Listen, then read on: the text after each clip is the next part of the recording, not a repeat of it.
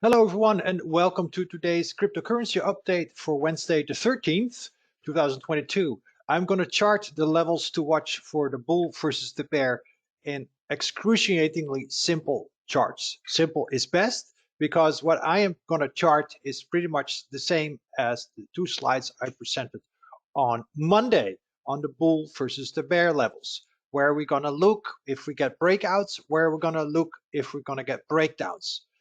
Most cryptocurrencies, especially like Bitcoin and Ethereum, have gone sideways for the last 30 days. Bitcoin, for example, has been stuck between 22,000 and 19,000. Give and take with some intraday wigs, of course, but on a closing basis for the last 30 days. Well, we all want to have a trending market. We all want a booming market, but I don't make the market. Nobody in that sense individually makes the market. Together we make the market. That's what Elliott Wave tracks. So we're just simply still stuck between a rock and a hard place. So I think the best is to put this on the chart, simple moving averages, kind of like a trend is your friend chart, and what does it take?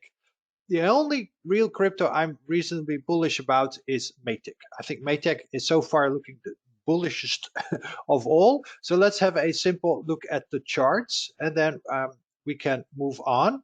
And let's have a look. Okay, so I'm going to start here with Avalanche. This is a simple 3 months chart of Avalanche with the 200-day moving average in red, the 50-day moving average in green, blue, the 20-day moving average in green, and the 10-day moving average in pink. And then we have the Ichimoku cloud. Okay, so look where price is in relationship to these moving averages, and how are these relationship? What is the relationship between these moving averages? The 200-day declining on top, the 50-day declining below it. The 10 and the 20-day are flattening out to slightly moving back up. They are the fastest responding moving averages, and that is of course no surprise because Avalanche has been stuck here between $22 and about $15 for the last 30 days. The green here all show the support every single time. Support, support, support, support, everything. And then we have resistance and support levels as well here, 22, 27 and a half. It's really obvious what Avalanche needs to do. It needs to hold $15, $16 because if it doesn't, it's going to go to the single digits. Green arrow. That is the support level. We've held it pretty much every single time, maybe except one on a closing basis. Every single time, held it, held it, held it, held it, held it, didn't hold it, hold it, hold it, hold it, etc., etc. Okay, resistance here at 22. We break above 22, it will get us above the 10-day, the 20-day, and the 50-day, and then we can target 27 and a half. Okay, that's already outlined in the slides. I just want to show you. But please remember what the trend is. Okay, the trend is like this. This is a bearish trend. So we simply have to wait. It is not even above the 10-day simple moving average, okay? So if you say, I want to go long, then you know exactly where to place your stop because we don't want to go below it because this is going to go to about $8, okay? Very simple. These levels are to watch. If we get the breakout, then we're going to go here. I mean, how difficult can it be? You really have to be such as with UPIT to not understand what this means. Can't spell it out clear. Binance Coin, same deal here. Binance Coin here is just above 212, about today's low, which is about 216. And you can see how Binance Coin has been trying to stay within this range between 240 and 210. That's pretty much where we've been at. We break out above 240, 242-ish. As you can see here, that's been these closing prices. And we can target 270, just like I showed you in the slide. We break below this 210 level, we target 190s and probably even lower into the 180s, 160s, 140s, okay? But that is the first step we're going to look at because that is of course now support at about 195. Bitcoin.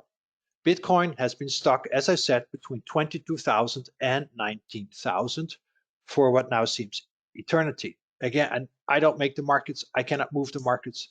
And now we simply have to wait. Are we going to see a similar pattern as we saw in all of May? In all of May, Bitcoin did two things, jack and you know what. So now Bitcoin has done nothing over the last month as well. So are we going to see a repeat? It is very possible, because then we'll be in that fifth wave lower that can target as low as 12,000 ideally. That is where C is A. Okay, C is A. Based on the weekly chart is where we then see a nice confluence, of course, of Fibonacci extensions right here. So it's very possible that we reach that low. Doesn't have to be, but please see that Bitcoin is below its 10-day, its 20-day moving average, below its 50-day, 20. Everything is 100% bearish. Okay, everything. I have nothing bullish yet in the chart. So if we break above 22,000, and that is of course on a daily closing basis, probably even 22,500. As you can see, that's been a resistance, initial support that became resistance, and then we can target somewhere around 25 to 25,500 based on simple symmetry. We lose 19,000. We're going to go to 16,000. Remember, 17 to 12,000 was the ideal target sum shown on many charts. So that's going to happen. So if you so desire to go long anything, again, this is where you need to hold your stop. Very simple. And maybe it's better to wait for a breakout. It all depends on your own level of aggressiveness. There's nothing bullish on these charts at all, just yet. Ethereum, same deal. It's below its 10-day, it's below its 20-day. Yes, they're flattening out. That is a nice thing. We haven't seen it this flat in a while, but that's also because, of course, Ethereum hasn't gone anywhere since about June 10. Okay, we're now July 13th. So it's just been wishy-washy back and forth. Support here is at 1,000. Remember, I've had 9997. It's 1,000, make it a round number. We lose 1,000. We're going to go rapidly to the 700s based on simple symmetry. We break above this 1250 level here, as you can see, that was clearly resistance. Okay, clearly resistance there and there and here and here and there, right? We break below that, break above it, we can target about 1600, potentially about 1700. Why do I say 1700? Because that would be the full length of the low to that high. And as you can see here, 1700 is of course clearly a resistance level by now. It used to be support, support, support. All these levels were support. So now support can act as resistance. So a breakout can target 16 to 1700. A breakdown will target 700. Please keep that in mind. Here we have Polygon. Polygon, as I said, is still the most bullish cryptocurrency out there. Why? Because it is making essentially higher highs and higher lows. It broke above the 50-day moving average, and so far it's holding. This is the only one that is now above the 10-day, the 20-day, and the 50-day simple moving average. That is really good. So how high can it go on a breakout? Okay, this is in conjunction with the slides. So we have this level here, which is the highs made, of course, in late June, and the high made here in early July. So we have that line here. Okay, so this is very simple analysis at about 62 cents. We break above it, we can target into the 90 cents. Why? Because that is the width of the triangle. This is simple technical analysis. So if we close on a daily basis above 62 cents, the recent highs, we can target 90 cents. We can target 90 cents. I didn't say we will, we can. So we always need to be aware that we can also have a false breakout. False breakouts can happen, cannot be projected or known beforehand. So what one says is then if we break below this trend line here, this one, right, this blue trend line here, then we're going to target potentially into the $30s, or 30 cents, not dollars, 30 cents. Support here is at about 46 cents. So we don't want to see price break below this trend line. I'm going to make it, that is now of course support, the thick one here. We don't want it. If it does, we're going to go to about 45 cents. And below 45 cents, we will target into the 28, 29, maybe 30. So please be aware of that.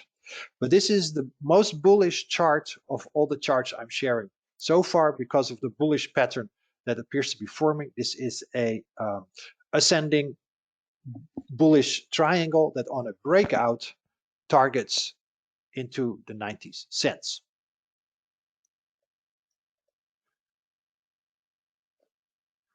How about Solana? Now Solana had kind of like a similar triangle, but this is more of a symmetrical triangle. We're making a lower high, and we're now again right here at support at around $32, right? We break below $32, we're going to go to $24 based on simple symmetry, as price has been stuck between $40 and $32. Okay, so simple symmetry, red arrow. If we break higher above $40, we're going to target 47.5, right? We have resistance here. Also here you can see this is a false breakout in late June. So just because you have a breakout means no guarantee. And of course we can see how important the $40 level is and the $47.5. So once we get a breakout above 40, I will start to look for 47.5, with of course the reservation that there is no guarantee in the market, just like we had here. This was a good sign, but then we broke again below it. It happens. What I do like is though that the moving averages are starting to flatten out. They're really starting to converge, but price is below these moving averages. So it has not the same strength as, for example, for Polygon. See the difference in Polygon where it is in relationship to its moving averages. So this one has relatively more strength compared to Solana. Solana broke below its symmetrical triangle and can therewith target into the 24s if it doesn't hold the current level at around 32 on a daily closing basis. Okay, so please keep that in mind.